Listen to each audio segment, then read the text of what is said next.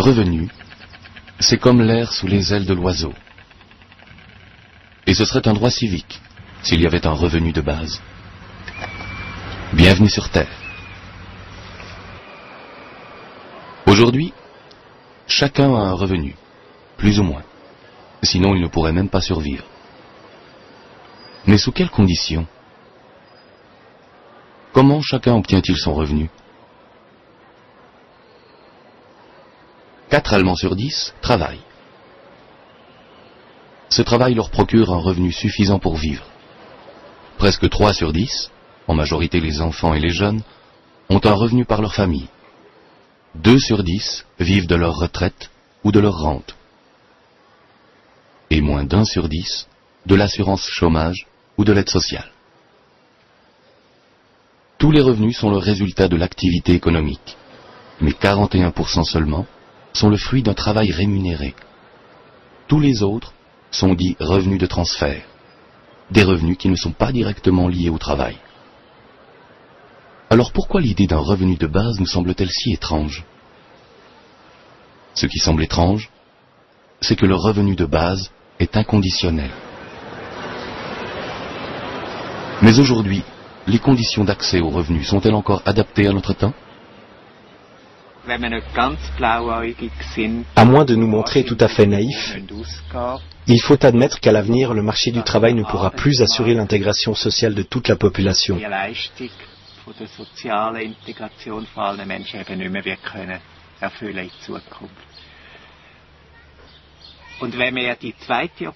Cependant, en refusant l'alternative du revenu de base, nous sommes obligés de parier sur la croissance économique à n'importe quel prix.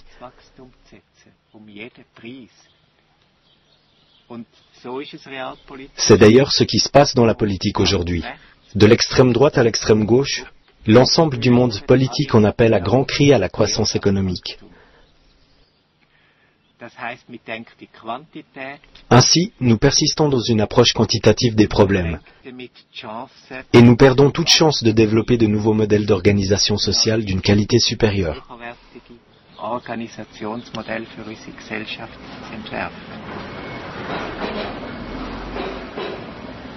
Aujourd'hui pourtant, croissance économique ne rime pas forcément avec création d'emplois.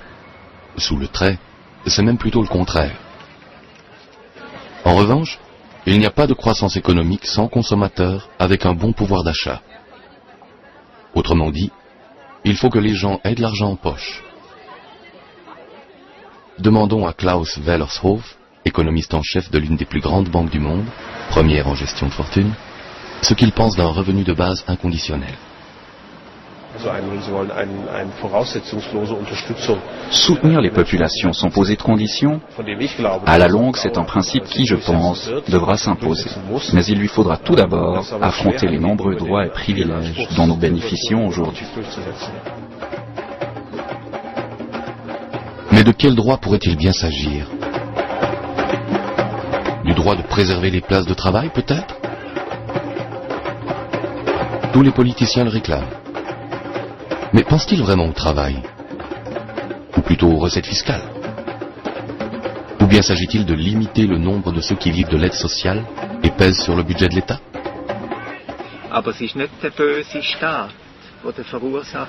Ce n'est pas la politique de l'État méchant qui est responsable de l'explosion des coûts, c'est la rançon du succès. Le succès en question est celui de la rationalisation. Une rationalisation qui arrive jusqu'à notre porte.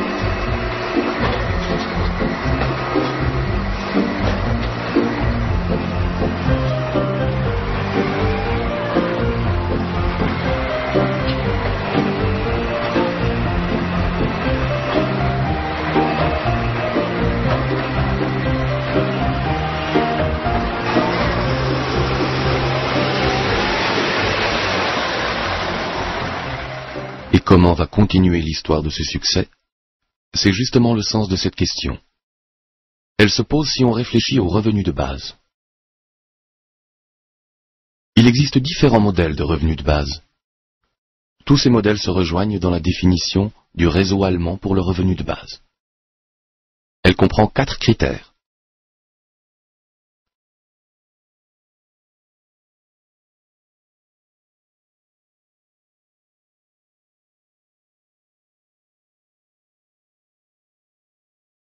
Mais gardons les pieds sur terre. Le revenu de base ne signifie pas davantage d'argent pour chacun. Il ne vient pas d'en haut. Il ne s'ajoute pas. Il se développe à l'intérieur du revenu existant. Le revenu du travail diminue, mais le revenu total ne change pas. Ce qui change, c'est sa composition. Le revenu de base est un autre genre de revenu. Ce n'est pas un salaire minimum. Ce n'est pas le paiement de quelque chose. Ce n'est pas un revenu lié au travail. Chacun touche le revenu de base, quoi qu'il lui arrive.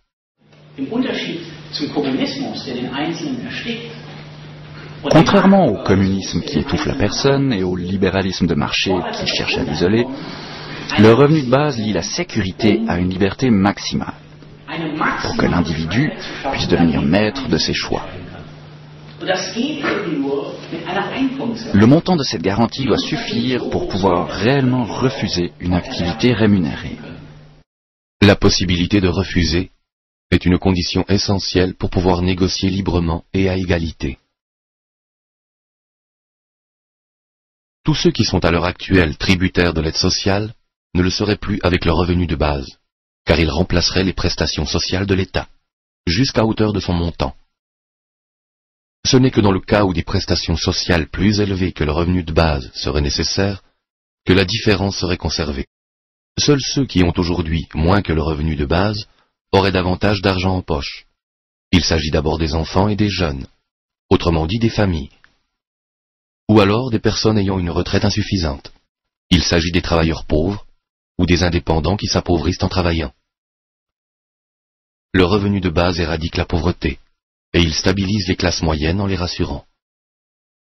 Il supprime la peur des vieux jours. Ce n'est pas de l'argent que les uns donnent aux autres en leur faisant mauvaise conscience. Ce n'est pas une aide octroyée quand on est dans le besoin et dont on se sent redevable, mais une perspective. Et pour tous. Le revenu de base ne part pas du principe que l'homme est bon. Il ne règle pas non plus tous les problèmes. Ce n'est pas une question d'argent, mais il donne à chacun la possibilité de trouver soi-même davantage de solutions.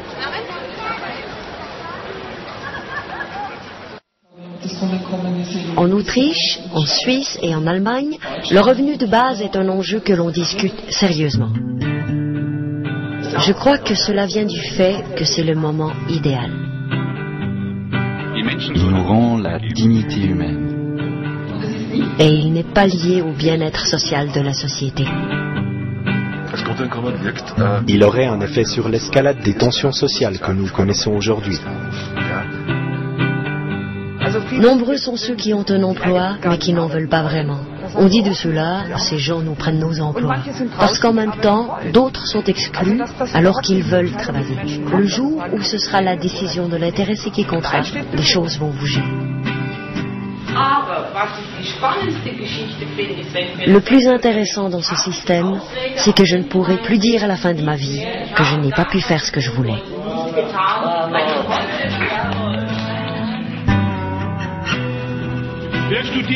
Qui étudie uniquement parce que ses parents le lui demandent? Dans quelle société voulons-nous vivre? Si vous ne vous posez pas ce genre de questions, vous pouvez tout de suite éteindre votre ordinateur. Il y aurait une floraison d'initiatives. Pour ma part, je suis sceptique. Je suis très sceptique. Parce que je pense que si ce revenu est mis à disposition, la motivation pour le travail et la performance vont baisser. Elles seront nulles. L'emploi rémunéré rend malade, parce que le temps permettant d'accomplir le travail est de plus en plus court. Ce qui peut se démontrer très simplement de manière empirique. Au fond, le revenu de base pose les fondements d'une société plus libre. C'est le plus important. Il nous libère de la dépendance salariale et crée plus d'autonomie. La question va se poser tôt ou tard. Comment est-ce qu'on finance tout ça?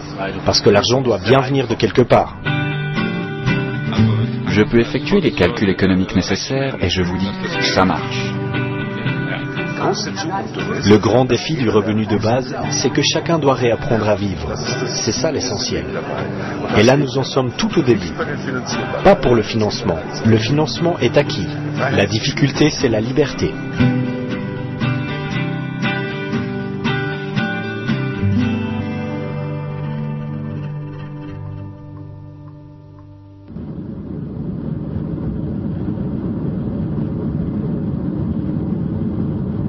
des visions d'horreur. Le début du XXIe siècle n'en manque pas. Les journaux en sont pleins, et nous aussi. Le revenu de base n'est pas un thème abstrait qui nous renvoie au rôle de spectateur. C'est une question qui touche chacun, parce qu'avec ce revenu, chacun peut refuser de faire ce qu'il ne peut pas assumer, et ne faire que ce qu'il veut vraiment. Tout le monde resterait à la maison? Personne n'irait plus travailler? Tout s'arrêterait? Comme si c'était la grève? Et les cadres, en RTT permanente? Et le sens des responsabilités? Hors de vue? Plus personne ne rame? Plus personne ne bûche? Les universités désertes? Le revenu de base s'apprête-t-il toute motivation pour une qualification plus élevée? Pour entreprendre une formation supérieure? Sans contrainte, personne ne développerait plus son capital humain? Alors qu'aujourd'hui déjà, on manque de personnel qualifié. Que va devenir notre économie? Ce qui me révolte le plus, c'est le fait qu'au fond, personne ne se demande plus à quoi l'économie est censée servir. C'est un domaine de la vie en société qui est censé assurer notre existence, produire et mettre à notre disposition des biens qui nous sont utiles. Mais cette façon de voir a complètement disparu. Aujourd'hui, l'économie fonctionne en circuit fermé. Elle poursuit d'autres objectifs qui n'ont pratiquement plus rien à voir avec la vie humaine, qui peuvent même détruire la vie humaine.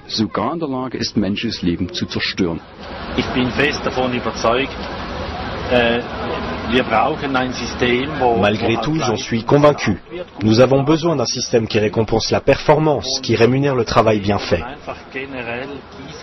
Mais avec un système fondé sur le principe de l'arrosoir où tout le monde recevrait la même paye ou salaire de base, au final c'est toute la société du travail qui imploserait.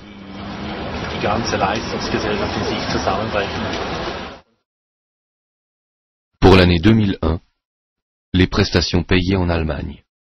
56 milliards d'heures de travail rémunérées.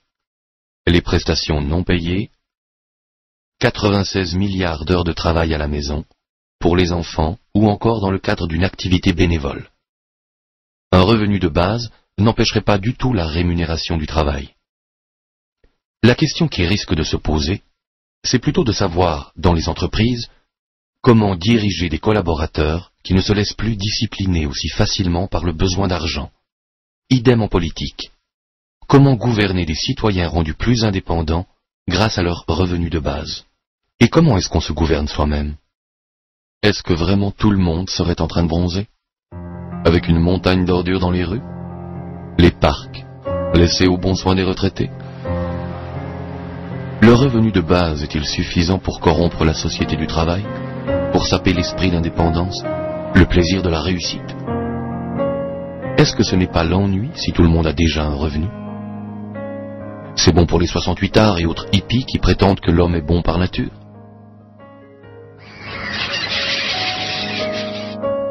Mais l'homme est aussi un animal, qui plutôt qu'un revenu de base, préférerait